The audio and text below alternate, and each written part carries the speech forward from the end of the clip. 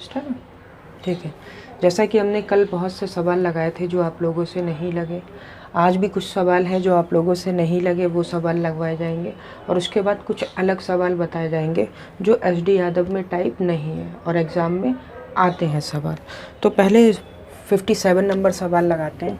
57 number के अंदर कहा गया है कि 2 वर्षों के लिए 20% वार्षिक दर पर, 2 वर्षों के लिए 20% वार्षिक दर पर चक्रवृद्धि ब्याज पर दी गई धनराशि 482 रुपये अधिक मिलती है, 482 रुपये अधिक मिलती है यदि उसका ब्याज वार्षिक के स्थान पर अर्धवार्षिक की गणना की जाए।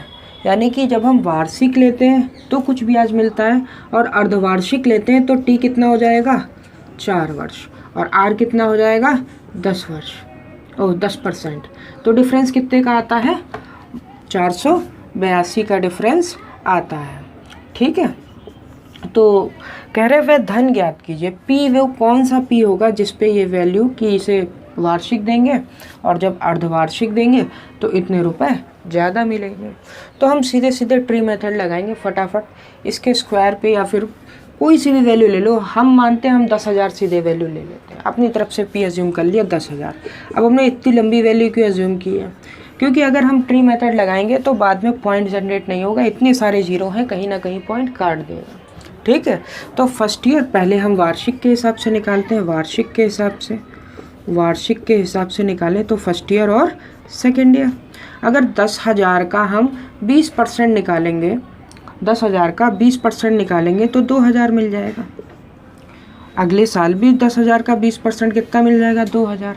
अब 2,000 का जब हम 20% निकालेंगे तो कितना आ जाएगा 400। कैसे निकालना है इतनी जल्दी आपका, बस एक जीरो ही तो छुपाना है। एक जीरो छुपाया 10% हो गया, दुगना कर दिया 20% हो गया। फिर एक जीरो छुपाया 10%, वही। अब इसमें एक जीरो छुपाया 10% हो गया, 20% निकालेंगे 400। सिर्फ एक जीरो छुपाने की देर है, आपके सामने आंसर आने लगेंगे। यानी यहाँ से जो हमें ओवरऑल ब्याज मिल रहा है तो आप देखोगे 4,000 तो ये मिला है और 400 ये मिला। सीधे आप कहोगे टोटल जो ब्याज मिला है आपको यहाँ से 4,400 रुपये आपको ब्याज मिला है। अब दूसरी कंडीशन, जब हम अर्धवार्षिक रूप से करेंगे, अर्धवार्षिक के first year, second year, third year, fourth year, क्योंकि अर्धवार्षिक है तो 4 साल की तरह काम करेगा और रेट को हमें आधा करना पड़ता है। तो हमारा P तो अभी भी वही 10,000 है। तो आप देखोगे 10% निकालेंगे तो 1,000 मिलेगा यहाँ पे, तो 1,000 तीनों साल मिलेगा, तीनों साल 1,000 मिल गया। उसके बाद इस पे मिलेगा 10%, एक जीरो छुपा, 100 यहाँ मिलेगा, 200 यहाँ मिलेगा और 300 यहाँ मिलेगा। आगे का आ रहा है नहीं आ रहा है जरा चेक करना, उधर यहाँ तक आए आ पाएगा, कर लेंगे यहाँ तक कवर, यहाँ तक। ठीक है, तो इसके बाद इसका 10% मिलेगा 10 और इन दोनों पे मिलेगा तो कितना मिलेगा 30 मिलेगा। अब इसका 10% निकालेंगे तो कितना रुपया मिलेगा 1। ये आ रहा है इसके अंदर बोर्ड में, नहीं आ रहा है।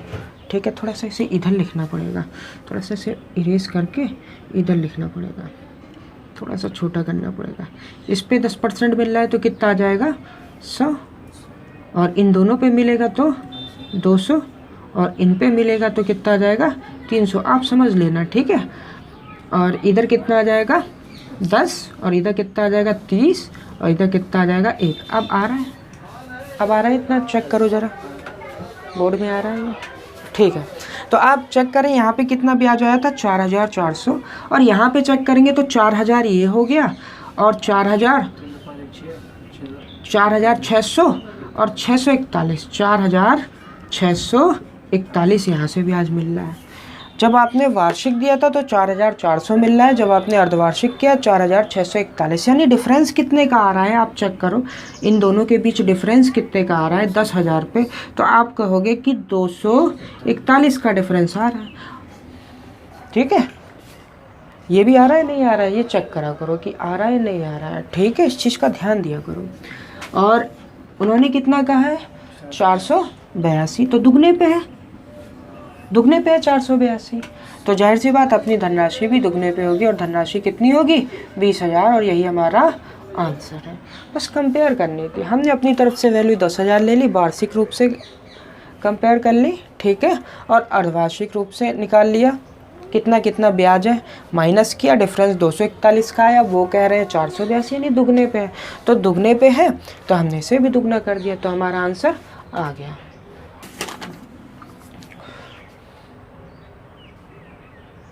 क्वेश्चन नंबर 60 लगाते हैं, 57 हो गया, क्वेश्चन नंबर 60 पढ़ते हैं। कह रहे बी ने ए से 5,000 रुपये 6% वार्षिक ब्याज की दर पर उधार लिए। बी ने जो लिए हैं, बी ने लिए हैं ए से उधार लिए हैं, कितने लिए हैं 5,000 उधार लिए हैं, रेट कितना है 6% वार्षिक ब्याज पर। बी ने तो उधार ले लिए ए से 5% और 6% वार्षिक ब्याज की दर पर, और उसने उसके बाद वह राशि सी को 10% वार्षिक ब्याज पर दे दी। उसने ये राशि सी को कितने पे दे दी 10% वार्षिक ब्याज पर दे दी। और पहली वाली चीज़ साधारण ब्याज पे ली है, ये भी ध्यान रहे, पहली वाली जो वैल्यू है वो साधारण ब्याज पे उधार ली है, और दूसरी जो वैल्यू ली है वो 10% वार्षिक चक्रवृद्धि ब्याज पे दे दी है सी को। बी ने ए से उधार ली और सी को दे दी। ए से जब उधार ली तो 6% साधारण ब्याज के रेट पे ली थी, और जब उसने सी को दी वही धनराशि तो 10% रेट दिया और चक्रवृद्धि ब्याज पर दिया। तो कह रहे हैं बी को कुल लेन देन कितना हुआ 2 वर्ष के बाद, 2 वर्ष के बाद बी को कुल कितना प्रॉफिट हुआ। तो अब सिंपल सा सवाल है, इसमें तो कोई कठिन भी नहीं था। आप देखिए 6% ब्याज देना पड़ेगा बी को, अगर बी ने ए से उधार लिया 6% पे तो 2 साल ब्याज देना पड़ेगा, क्योंकि उन्होंने टाइम दे रखा है 2 साल। तो 2 साल में कितना ब्याज देना पड़ेगा, आप कहोगे 12% ब्याज देना पड़ेगा, क्योंकि सिंपल इंटरेस्ट है, 2 साल में 12% ब्याज देना पड़ेगा। अब बारी आती है चक्रवृद्धि ब्याज, जो उसे सी से मिलेगा, सी से मिलेगा तो 10% मिलेगा पहले साल, दूसरे साल 10% मिलेगा, और इस 10% का भी 10% यानी 1% और ब्याज मिलेगा, कुल मिला के 21% ब्याज मिलेगा। इतना तो आइडिया लगा सकते हैं आप। एक्चुअली में ये जो वैल्यू चलती है चक्रवृद्धि ब्याज में, जैसे प्रोसेस के बाद एक प्रोसेस होता है उस तरीके से चलती हैं। तो हम इसके अंदर सक्सेसिव लगा सकते हैं, ब्याज कितना बना 2 साल में 10 और 10 में सक्सेसिव लगाएंगे सीधे 21% आएगा, और यहाँ पे भी 21% निकल रहा है। तो यहाँ से हमें सीआई पे कितना ब्याज मिलेगा, ये तो एसआई पे मिला है, हमें सीआई पे कितना ब्याज मिलेगा 21% ब्याज मिलेगा। तो यानी उसे 12% देना होगा और 21% उसे मिल जाएगा। फाइनली कितना ब्याज मिल जाएगा उसे एक्स्ट्रा, तो आप कहोगे 9% ब्याज एक्स्ट्रा मिल जाएगा, यही उसका प्रॉफिट होगा। तो 5,000 का सीधे सीधे 9% आप निकाल दो, तो आपका आंसर 5,000 का 9% निकालेंगे तो आपको कितना आंसर मिलेगा 4,450 रुपये आंसर। इसमें तो कुछ था ही नहीं, ठीक है, आसान सवाल था। आपने देखा कि 12% एसआई पे उसे मिल रहा है, मतलब देना पड़ेगा ए को, क्योंकि ऐसे उधार लिया है, और जो सी से मिलेगा वो 21% मिलेगा, और जो उसका प्रॉफिट होगा, प्रॉफिट कितना होगा 9% का, 5,000 का 9% निकाल दीजिए, आपको आंसर आ जाएगा। ठीक है, नेक्स्ट सवाल पे चलते हैं, सवाल नंबर 62 नंबर पे आते हैं। ठीक है, आसान सवाल है, थोड़ा सा प्रैक्टिकली अप्रोच रखें, ये नहीं कि आपको सोचना है कोई ट्रिक लगानी है, थोड़ा प्रैक्टिकली अप्रोच रखें तो हर सवाल हो जाएगा। पॉइंट जितनी भी है आपकी नावधारा तक अगर आप प्रैक्टिकली सोच के लगा रहे हैं तो बिल्कुल आसानी से सारे सवाल लग जाएंगे। जैसे अब क्वेश्चन नंबर कौन सा है, 60 हो गया ना, 62 पे आते हैं जल्दी से। 62 सवाल लगाते हैं। 62 नंबर क्या कह रहा है, यदि एक धनराशि 2 वर्ष में 10% चक्रवृद्धि ब्याज की दर पर 10% चक्रवृद्धि ब्याज की दर पर 2100 रुपये हो जाती। अभी आपने देखा 2100 रुपये ब्याज होता है, सॉरी, ठीक है, 2100 रुपये ब्याज होता है, ठीक है, ब्याज होता है सीआई। तो पी याद करें, पी कितना है, पी याद करें, पी कितना है। अरे बड़ा आसान है, अभी आपने देखा 10% निकाला था, चाहो तो आप ऐसे करके लिख लो, इसको फ्रैक्शन में लिखो 1/10, 10 के स्क्वायर पे वैल्यू लिखो, क्योंकि 2 साल दे रखा है, ठीक है। तो 100 वैल्यू अपनी तरफ से मान लो, फर्स्ट ईयर लिखो, सेकेंड ईयर लिखो, तो फर्स्ट ईयर पे 10 मिलेगा, 10% इसका ब्याज, ये अपनी तरफ से पी एज्यूम कर लिया है, ठीक है, और सेकेंड ईयर भी 10 मिलेगा और इधर 1 मिलेगा। कुल मिला के ब्याज कितना हो जाए 21 रुपये ब्याज मिलेगा जब 100 रुपये हम धनराशि लेंगे। अब 21 तो है नहीं, कितनी 2100, तो 2 जीरो इधर लगाए 2 जीरो इधर लगाए, यही हमारा क्या हो जाएगा आंसर हो जाएगा, P बराबर 10,000। तो धनराशि हमारी कितनी हो जाएगी, धनराशि हमारी 10,000 हो जाएगी। अब इसमें पूछा गया है साधारण ब्याज कितना है, तो भाई साधारण ब्याज कितना है 20, 21 बराबर 2100 था तो 20 बराबर 2000 हो जाएगा, यानी 2000 आपका ऐसा ही हो जाएगा। CI आपका 2100 था। ये तो आसान सवाल है, आप आसानी से लगा सकते हैं, ठीक है, इसमें कोई दिक्कत नहीं आनी चाहिए, बिल्कुल आसान सवाल है भाई, यही तो SI है। और पूरा क्या होता है CI, अगर SI CI का डिफरेंस होता तो आप कहते 1 होता, ठीक है। 62 के बाद 65 नंबर सवाल लगाते हैं। 65 नंबर सवाल क्या कह रहा है देखते हैं। 65 नंबर सवाल कह रहा है किस वार्षिक चक्रवृद्धि ब्याज की दर पे रेट बताना है आपको। टाइम दे रखा है 2 वर्ष। 2 वर्ष में कोई मूलधन स्वयं का, ये भी आसान है, कोई मूलधन स्वयं का 25 बटा कोई मूलधन स्वयं का 25 बटा 16 गुना हो जाता है। तो दर ज्ञात करनी है आपको, दर बतानी है कि दर कितने % दर है। भाई ये तो बिल्कुल आसान है, आपको हमने बताया था कि इसे P को इधर लिख सकते हैं, बिल्कुल लिख सकते हैं, स्वयं का 25 बटा 16। हमने कहा था जब ईयर में गैप या रेट या टाइम निकालना होता है, रेट या टाइम निकालना होता है तो पावर पे डिपेंड करते हैं, रेट या टाइम निकालना होता है तो पावर पे डिपेंड करते हैं। तो आप बताओ 2 साल दे रखा है तो इसका अंडर रूट होगा, जाहिर सी बात है अंडर रूट होगा, तो यानी 5/4 निकल के आ जाएगा। यानी 4 लगा रहे थे, 5 मिल रहा था, 1 ब्याज के रूप में मिल रहा था, कितने पे 4 पे, तो 1/4 यही तो रेट चल रहा था, 1/4 मतलब 25%, यही हमारा आंसर। इसमें तो कुछ नहीं था, सीधे अंडर रूट करना था, जैसे ही आप अंडर रूट करते आपको आंसर मिल जाता है, ठीक है, कोई सवाल नहीं था ये, ठीक है। आगे चलते हैं 66 नंबर पे, 66 नंबर पे आते हैं। 66 नंबर पे आते हैं। किसी व्यक्ति ने 5% वार्षिक दर से चक्रवृद्धि ब्याज पर 3 वर्ष के लिए 6,000 रुपये उधार लिए। रेट कितना है 5%, P कितना लिया है उसने 6,000 रुपये उधार लिया है, और उसने पहले 2 वर्षों में प्रति वर्ष 2100 रुपये वापस किए। 2100 एक साल बाद 2100 वापस कर दिए, फिर अगले साल उसने 2100 वापस कर दिए, 2 बार 2100 वापस किए। तो कह रहे हैं वर्ष के तीसरे वर्ष के अंत में उसे कुल मिला के कितने रुपए एक साथ देने पड़ेंगे जिससे उसका पूरा ऋण चुक जाए, ठीक है। तो ध्यान रखिए इस पर, बिल्कुल आसान सवाल था। इसके अंदर आप 5% रेट है, 6,000 है। अगर आप देखेंगे 6,000 P हमारा 6,000 था, तो 1 साल बाद 5% ब्याज इसके अंदर ऐड हो जाएगा, वही 5% ब्याज लग जाएगा 1 साल के अंदर। तो आप 5% कैसे निकालेंगे, 1 छुपाए 10% हो गया, अब इसका आधा कर दो 300, यानी 1 साल बाद कितना हो जाएगा, 1 साल बाद 6300 रुपये हो जाएगा। 1 साल बाद कितना हो जाएगा 6300 रुपये हो जाएगा। उसमें से उसने कितने वापस कर दिए इस साल के अंत में, 2100 फिर वापस कर दिए, तो आपने 2100 घटा दिया। अब आपके पास कितने रुपए बचे देने को, 4200। अब 4200 आपको देने हैं और फिर 1 साल गुजरेगा और 1 साल बाद फिर इस पे 5% ब्याज लग चुका होगा।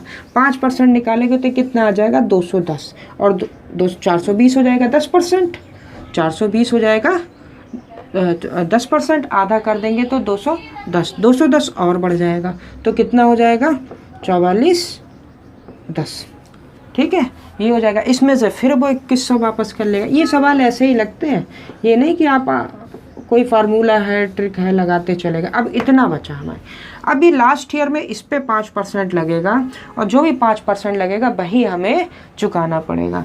तो आप ऐसे करेंगे तो कितना हो जाएगा 10%, आधा करोगे तो 115.5 और बढ़ जाएगा, तो 115.5 हम और बढ़ा दे रहे हैं इस पर। तो लास्ट में कितना चुकाना है, सीधे सीधे जोड़ घटाना था और कुछ था ही नहीं इसके अंदर। कितना 2425.5, तो ये करना है। सिंपल सा है, 1 साल बाद जोड़ना, घटाना, जोड़ना। और जोड़ने के लिए भी इतना अच्छा नंबर दिया 5% कि आपको दिक्कत नहीं आएगी। बस एक जीरो छुपाएंगे और उसका आधा कर देंगे, 5% आएगा। जीरो छुपाते ही आपके पास 10% बचता है और उस 10% को हमें 5 बनाना है, 2 से डिवाइड कर दिया। बिल्कुल आसान सवाल है। ठीक है, आगे चलते हैं। ये तो सारे सवाल हो गए। अब हम कुछ वो सवाल लगाएंगे जो आपकी एसडी यादव में नहीं है और एग्ज़ाम में आते हैं। अब वीडियो थोड़ी थोड़ी देर के लिए पॉज होगी, जिसके अंदर हम क्वेश्चन लिखेंगे यहाँ पे। ऐसा नहीं कि कोई क्वेश्चन गायब हो गया है। ठीक है, क्वेश्चन लिखेंगे, उसे लगाएंगे, फिर पॉज करके क्वेश्चन लिखेंगे। ठीक है, ठीक है आकाश।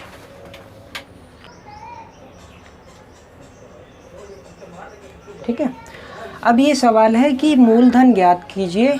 2 वर्ष का समय है, CISI का डिफरेंस दे रखा है 40 रुपये और रेट कुछ अलग तरीके से दे रखा है। पहले साल के लिए रेट दे रखा है 14 2/7% और दूसरे साल के लिए रेट दे रखा है 11 1/9%। तो अब हम इस सवाल को कैसे लगाएंगे? बिल्कुल आसान है। इस सवाल में प्रोसेस वही है, लेकिन आपको रेट देख के आप सोचोगे कि ये थोड़ा सा कठिन हो गया। तो आप कुछ नहीं, फ्रैक्शन ही वैल्यू लिखिए। ये कितने की वैल्यू है? 1/7 की। 1/7 की 14 2/7% कितने की वैल्यू होती है? 1/7 की। और ये कितने की होती है? 1/9 की। तो हमारा काम होता है इसके मल्टीपल पे हम क्या ले लें? वैल्यू ले लें। मान लेते हैं हम इसका मल्टीपल क्या होगा? 7 और 9 कितना होगा? 63। यानी हम अपनी तरफ से P को लिख सकते हैं 63 माना। ठीक है, P कितना है? 63। अगर P 63 है तो फर्स्ट ईयर लिखें और सेकेंड ईयर लिखें। तो पहले साल कितना है लग रहा है? 14 2/7%, यानी 1/7 आएगा। तो पहले साल जो ब्याज मिलेगा आप कहोगे 9 मिलेगा। ठीक है, दूसरे साल कौन सा रेट लगेगा? 11 1/9%, यानी 1/9। तो दूसरे साल कितना ब्याज मिलेगा? 7 रुपये ब्याज मिलेगा। ठीक है, फिर इसके ऊपर लगेगा 1/9, 1/9 लगेगा। क्यों 1/9 लगेगा? क्योंकि जो यहाँ पे ब्याज चल रहा है वो 14 2/7% चल रहा है और जो यहाँ पे ब्याज चल रहा है 11 1/9% चल रहा है। अगर हमने 63 वैल्यू मानी है तो 14 2/7% पहले साल में कितना देगी? 9 ब्याज देगी और 11 1/9 से कितना मिलेगा? 7 ब्याज मिलेगा। और यहाँ पे भी हमें 1/9, यहाँ पे भी 11 1/9% ब्याज मिलेगा, जिसमें मिलेगा 1 रुपये।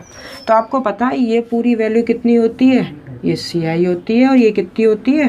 ये SI होती है। तो डिफरेंस कितने का आया? 1 का। उन्होंने डिफरेंस कितना दिया? 40 का। तो 1 बराबर 40 कह सकते हैं। तो हमने जो वैल्यू मानी 63 बराबर कितनी होगी?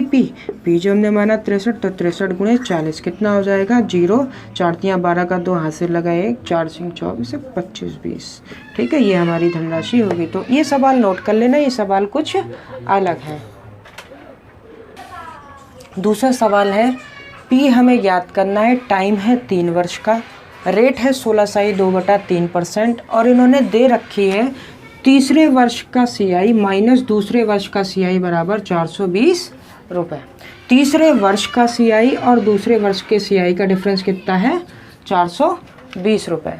तो हम सवाल लगाएंगे बिल्कुल अपने बेसिक तरीके से। रेट को किस में जोड़ लेंगे? 1/6 की वैल्यू होती है ये, और ईयर कितना है? 3 ईयर। तो इसके क्यूब पे वैल्यू अपनी तरफ से ले लेंगे, यानी अपनी तरफ से वैल्यू लेंगे P = 216। P = कितना है? 216। तो अब हमें 3 वर्ष की बात कही, 3 बार लिख लेंगे, फर्स्ट ईयर, सेकेंड ईयर और थर्ड ईयर। ठीक है, तो पहले का कितना आ जाएगा? 16 2/3% निकालेंगे, 36 मिलेगा। दूसरे साल भी 36 मिलेगा और तीसरे साल भी 36 मिलेगा। इस 36 पे 16 2/3% कितना मिलेगा? 6, और फिर दोनों पे मिलेगा मतलब 12। ठीक है, फिर इस पर मिलेगा कितना? मिलेगा 1। तो आप देखोगे दूसरे वर्ष और तीसरे वर्ष, भाई तीसरे वर्ष और दूसरे वर्ष दे रखा, तीसरे वर्ष और दूसरे वर्ष के CI में डिफरेंस कितने का आ रहा है? भाई आप इसमें देखें, 36 से 36 कट जाएगा, यहाँ 6 बचेगा और 1, यानी 7 का डिफरेंस आएगा नहीं आएगा? भाई दूसरे वर्ष के CI में दूसरे वर्ष का ये रहा 36 6 42 और तीसरे वर्ष का ये रहा 36, 6, 42, 6, 48 से 49। जब आप घटाएंगे तो कितने का डिफरेंस आ जाएगा? 7 का। और उन्होंने कितने का डिफरेंस दे रखा है? 420 का। तो हमारा तो डिफरेंस आ रहा है 7 का, उन्होंने दे रखा 420 का, तो कह सकते हैं 7 बराबर 420। तो 1 बराबर कितना हो जाएगा? आप कहोगे 7 6 42, 1 बराबर 60। तो 1 बराबर 60 है, तो 216 जो हमने वैल्यू मानी है वो कितनी होगी? तो आप कहोगे 216 गुणे 60। जब 1 बराबर 60 है तो 216 इसके बराबर होगा, तो 0 6 6 36, 3 6 कम 6 3 9, 6 दूनी 12, 29 96 धनराशि होगी। तो ऐसे भी सवाल आ सकते हैं जिसमें दूसरे वर्ष और तीसरे वर्ष के CI का डिफरेंस दे रखा हो। ठीक है, तो आप आसानी से लगा सकते हैं।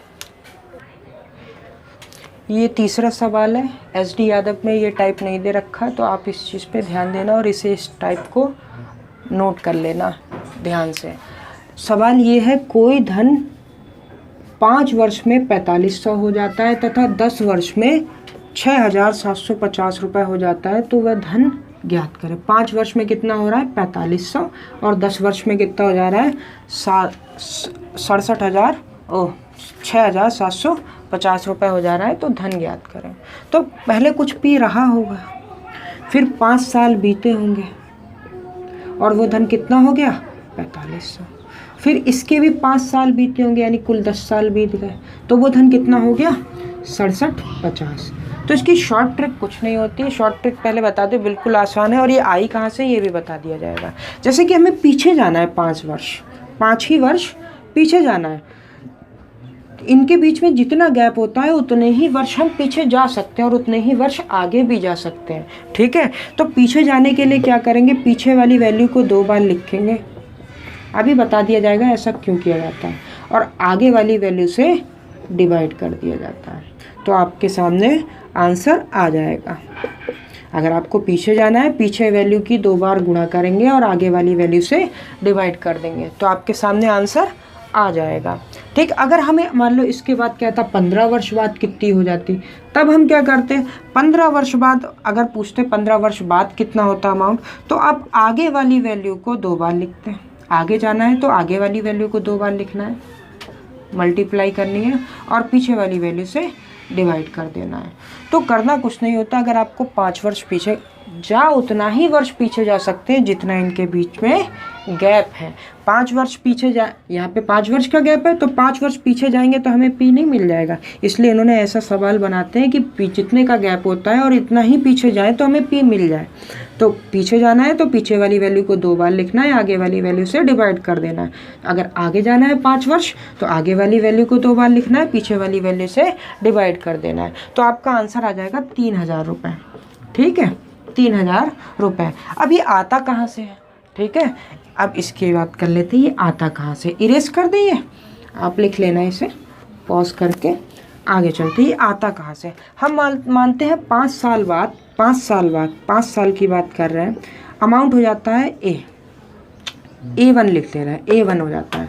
तो A1 बराबर, जो कि हमारा है 4500, तो A1 बराबर कितना हो जाएगा? P1 + R/100 की पावर 5। भाई 5 साल की बात कही गई है। अगर 10 साल की बात करें तो ये A2 हो जाएगा, क्योंकि आपका ये A1 होगा और ये क्या होगा? A2, अमाउंट ही तो है। तो A2 बराबर P ब्रैकेट में 1 + R/100 की पावर कितनी हो जाएगी? 5 और 10, 10 साल हो गए, 10 हो जाएगा। तो हम इसे एक दूसरे से डिवाइड कर देते हैं। जैसे ही डिवाइड करेंगे तो आपको दिखेगा A1/A2 बराबर, इसकी पावर 5 इसकी पावर 5 से कट जाएगी, तो बचेगा 1/, कट जाएगा, बचेगा 1/P1 + R/100, 1/1 + P R/100। ठीक है, तो आपको पता है ये वैल्यू किसके बराबर है? ये वैल्यू जब आपको पता है तो आप कहोगे ये वैल्यू किसके बराबर है? तो आप देखें, इसके अंदर P से P तो कट जाएगा, और यहाँ ये पूरी वैल्यू कट जाएगी, इससे इसकी पावर 5 बचेगी। इसकी पावर 5 को आप यहाँ से नहीं लिख सकते A1/P। भाई अगर P को इधर भेज दें तो ये पूरा यही तो बचेगा, पावर 5, इसकी पावर 5 बचेगी नहीं, ये कट के पावर 5 बचेगी, तो ऊपर तो 1 बचेगा, ऊपर पूरा कट जाएगा, और ऊपर तो 1 बचेगा, और नीचे क्या बचेगा? केवल इतनी वैल्यू बचेगी। और इसको हम अगर लिखें तो आप कहोगे A1 upon P, A1 upon P, और P नीचे से कहाँ चला जाएगा, ऊपर चला जाएगा। तो फाइनली A1 इधर आ जाएगा, तो क्या हो जाएगा, A1 into A1 upon A2 बराबर P। तो आने का तरीका यही होता है कि, तो इसी को सीधे शॉर्ट फॉर्म में लिख देते हैं, इस तरीके से आता है A1 इंटू A1, पीछे जाना है, A1 इंटू A1, आगे वाले A2 से डिवाइड करो, डायरेक्ट P पे आ जाते हैं। यही तो किया है हम लोग, पहले जो किया था इसको 2 बार मल्टीप्लिकेशन किया था और आगे वाले से डिवाइड कर दिया था। अगर हमें आगे जाना होता तो हम क्या करते हैं, इसे 2 बार लिखते हैं और इससे डिवाइड कर देते हैं, आगे की वैल्यू आ जाती। तो इस तरीके के सवाल आपके एग्ज़ाम में आते रहे हैं और आएंगे, तो आप इसको सीख लें और टाइप बना लें। ये सवाल आते हैं, ये सवाल थोड़े टफ हैं और जब पेपर बहुत ही कठिन आएगा तब ये सवाल आपको देखने को मिल जाएगा, क्योंकि इसमें बच्चे अप्रोच नहीं लगा पाते हैं।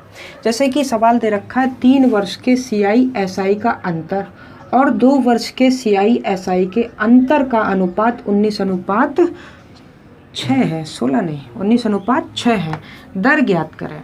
ठीक है, दर ज्ञात करें। तो इस सवाल के अंदर हम कैसे करते हैं, इस चीज़ को ध्यान रखें। आपने जो ट्री मेथड यूज़ किया सिर्फ उसी का यूज़ है, लेकिन आपको सोचना पड़ेगा कि वैल्यू कैसे चलनी है। जैसे पहला, दूसरा, तीसरा, 3 साल के लिए बोल रखा है, 3 साल लिख रखा है, तो हम पहले साल तो सब में ऐसा ही मिलता है, आपको भी पता है सब में कितना मिलेगा, ऐसा ही मिलेगा। अगर हम मान लेते SI पे किसी रेट से दूसरे वर्ष में चक्रवृद्धि ब्याज कितना लगता है, A, यहाँ पे कितना लगेगा, आप कहोगे 2A लगेगा, तो इसका दुगना। और इसके ऊपर भी उसी रेट से अगर वैल्यू मिलेगी तो कितनी मिलेगी, मान लिया B, अपनी तरफ से माननी पड़ेगी इसके अंदर वैल्यू। भाई पहले साल तो सब ऐसा ही है, और इस पे जब उसी रेट से मिल रहा है A, तो इस पर कितना मिलेगा, 2A, दोनों पे मिलता है 2A। और इस पे जब उसी रेट से मिलेगा, मान लिया V, क्योंकि वैल्यू बदल जाएगी, तो कितनी वैल्यू आ गई, SI का अनुपात। तीनों वर्ष के CI/SI का अनुपात, ये तो कट जाएगा, कितने हो जाएगा, ये पूरा SI होता है, अब CI होता है, इतना SI होता है, तो जब ये घट जाएगा तो कितना बचेगा, तो आप कहोगे 3A प्लस B बचेगा। अनुपात और 2 वर्ष के CI/SI का अंतर, 2 वर्ष के CI/SI का अंतर कितना होगा, A, तो कितना होगा A। ये अनुपात दे रखा है हमें 19:6, तो हम यहाँ से कह सकते हैं A बराबर 6। अगर A बराबर 6 है तो ये कितना हो जाएगा, ये 18 हो जाएगा, और 19 होने के लिए B को कितना होना पड़ेगा, 1। तो यानी A पे कितना ब्याज मिल रहा है, 1 ब्याज मिल रहा है। कितने पे मिल रहा है, A पे मिल रहा है, A पे मिल रहा है 6 पे, 6 पे 1 यानी 16/2/3% आपका आंसर है। ठीक है, तो ये सवाल बहुत अच्छा सवाल है, इस सवाल को ज़रूर नोट कीजिएगा। कुछ कर दो। जो नेक्स्ट सवाल है ये साधारण ब्याज से है। ये कई बच्चे सवाल पूछ चुके हैं, बोले इसकी शॉर्ट ट्रिक बताइए, इसमें क्या कर सकते हैं जिससे सवाल आसान हो जाए। इसमें इक्वेशन बनानी पड़ जाती हैं दो। तो देखिए इसमें क्या दे रखा है, एक ही समय अवधि में कोई धनराशि 5% के ब्याज पर इतनी हो जाती है और 8% के ब्याज पर इतनी रुपए हो जाती है। ठीक है, उसके बाद कह रहे हैं कि टी ज्ञात करें। आपको ना तो पी पता है और ना टी पता है, तो 2 वेरिएबल आ जाते हैं, इसलिए आपको इक्वेशन बनानी पड़ जाती है। तो साधारण ब्याज में आप बनाओगे a माइनस ए, जो मिश्रधन होता है, a minus P equal to something करके एक इक्वेशन बनाओगे, दूसरी भी इक्वेशन बनाओगे। तो इससे बचने के लिए हम क्या करते हैं, तो आपको बताते हैं इस बारे में, इस सवाल को कितनी आसानी से लगाया जा सकता है। जैसे अगर आप साधारण ब्याज के सवाल का एक फार्मूला क्या होता है, ब्याज बराबर मूलधन गुणे दर गुणे समय बटा 100 होता है। अगर हम r को 2 माने और इसे 5 माने तो कितना ब्याज मिलेगा, 10%। भाई टाइम को अपनी तरफ से 5 माने तो कितना मिलेगा, 10%। अगर यही हम कह दें कि r को 5% ले लें और टाइम को 2 ले लें, तब भी ब्याज कितना मिलेगा, तब भी आप कहोगे 10% ब्याज मिलेगा। तो हम क्यों ना r को t से इंटरचेंज कर दें, कोई फ़र्क पड़ेगा, कोई फ़र्क नहीं पड़ेगा। अगर हम r को t से इंटरचेंज कर देंगे तो सवाल पे कोई फ़र्क नहीं पड़ेगा, उत्तर पे तो कोई फ़र्क नहीं पड़ने वाला। बस इसी ट्रिक का हम यूज़ करेंगे। हम इसके अंदर जो इन्होंने रेट दिया है उसे टाइम मान लें, अपनी तरफ से टाइम मान लें। तो पहला टाइम कितना है 5 वर्ष, दूसरा टाइम कितना है 8 वर्ष। तो हमें क्या बताना पड़ेगा, तो हमें रेट बताना पड़ेगा और रेट ही हमारा टाइम हो जाएगा, क्योंकि हमने टाइम को रेट में बदल लिया और रेट को टाइम में बदल लिया। तो आप देखोगे 5 वर्ष में कितनी हो जा रही है 220 हो जा रही है, 2200 हो जा रही है, और 8 वर्ष में कितनी हो जा रही 2320। तो आप कहोगे 3 साल में कितनी बढ़ गई, तो आप कहोगे भाई 3 साल के अंदर वो बढ़ गई है 120। तो आप कहोगे 1 साल में कितनी बढ़ रही, तो आप डिवाइड कर दोगे, कहोगे 1 साल में 40 बढ़ रही है। 1 साल में कितनी बढ़ रही है 40 बढ़ रही है। तो ये 5 साल है तो ये कितनी बढ़ चुकी होगी, 1 साल में अगर 40 बढ़ रही तो आप कहोगे 200 बढ़ चुकी होगी। भाई 1 साल में 40 बढ़ रही है तो 5 साल में कितनी बढ़ चुकी होगी 200।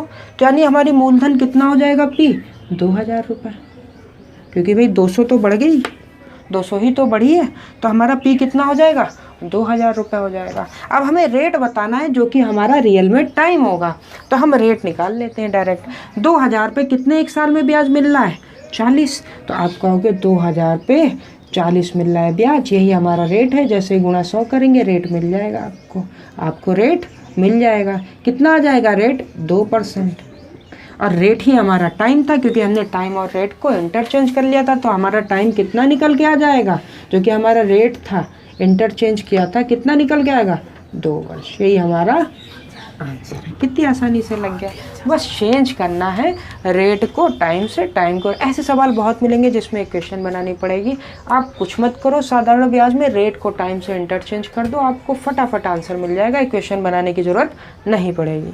ठीक है, आज के लिए इतना ही, कल मिलेंगे नए चैप्टर के साथ।